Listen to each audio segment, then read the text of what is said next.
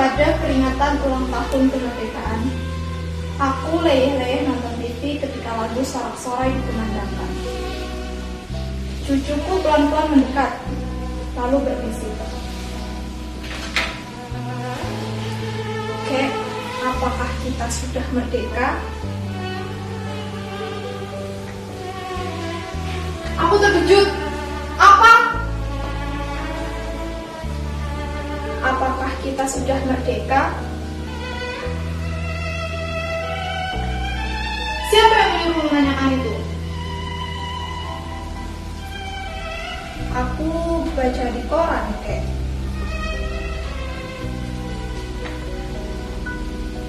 Cucuku mengeluarkan sobekan kertas koran dari sakunya, kemudian menunjukkan sebuah kepala berita. Darahku mendidih. Media sekarang semuanya edan. Dagangannya itu semuanya sensasi, bukan fakta. Duduk, aku ingin bicara. Apa-apa saja kerjaan gurumu di sekolah? Apa gurumu sudah berhenti mengajarkan sejarah Indonesia?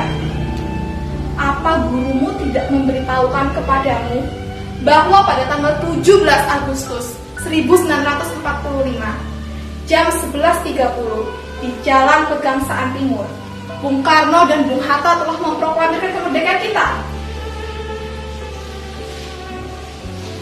Proklamasi.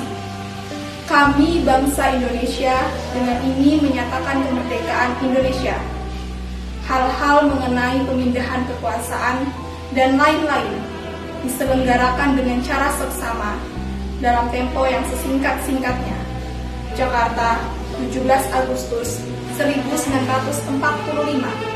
Atas nama bangsa Indonesia, Soekarno-Hatta. Nah, sejak saat itu kita sudah merdeka. Jadi, kita sudah merdeka ya, Kek? Wow, jelas. Kalau kita sudah merdeka, Kek, kenapa kita masih miskin? Hampir saja aku menampar mulut cucuku ini. Untung saja aku ingat, cucuku ini masih anak cucuku sendiri. Sambil menahan geram, aku menggerak, "Cucu, dengarkan kakek baik-baik. Kita merdeka, itu artinya kita telah bebas. Bebas dari penindasan menjajah. Kita bebas menentukan nasib kita sendiri. Kita bebas berbuat. Kita bebas berpikir. Kita bebas menentukan nasib kita sendiri. Tapi, kalau kamu itu sakit, lapar, miskin, terpuruk, gagal, kecewa, kalah, lemah, wow, itu bukan urusan kemerdekaan.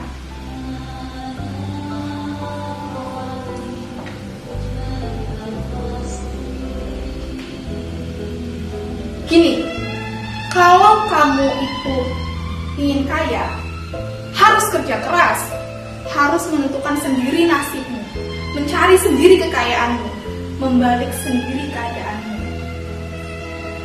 Tidak ada orang itu mau menolong. Kalau kamu ingin berhasil, mau jaya, mau hebat, wow, kamu harus kerja keras. Kalau kamu itu ulet, berprestasi, pintar, wow, kamu bakal jadi orang nomor 1. Tapi, kalau kamu males, teler, gayanya mengeluh, protes, mengemis, wow, kamu bakal jadi orang kere seumur hidup. Karena, tapi Kek, sebentar, jangan ngomong dulu. Karena, kalau kamu ingin merdeka, kamu harus bisa mempergunakan arti kebebasan dari sebuah kemerdekaan. Kalau kamu ingin sukses, harus kerja keras. Sebentar, jangan ngomong dulu. Padahal, kalau kamu itu merdeka, namun kemerdekaan kamu dibatasi oleh kemerdekaan milik saudaramu yang ada di lingkunganmu.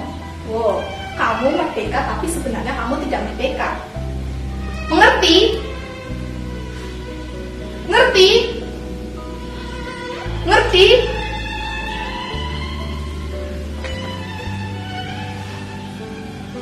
Tidak. Nah, dengan kamu mengatakan tidak, itu artinya kamu orang yang merdeka. Karena hanya orang merdeka yang berani kapan saja katakan tidak.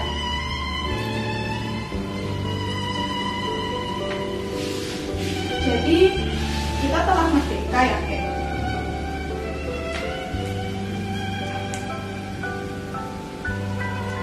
Kalau kita sudah merdeka, itu artinya kita telah bebas menentukan nasib kita sendiri.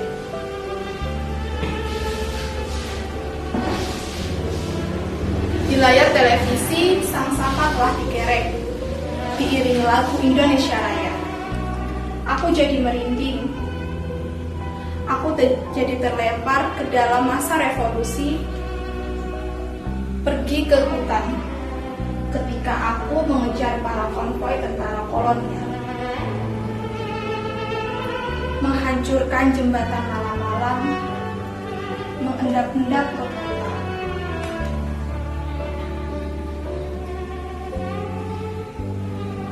Aku jadi teringat ketika ada pengkhianat yang menuduhku, memfitnahku. Pada saat itu, aku diperkarakan selama 4 tahun. Aku masuk penjara.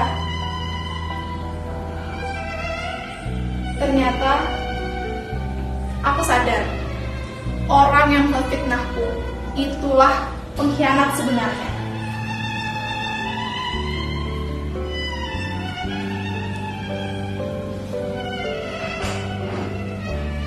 Aku jadi teringat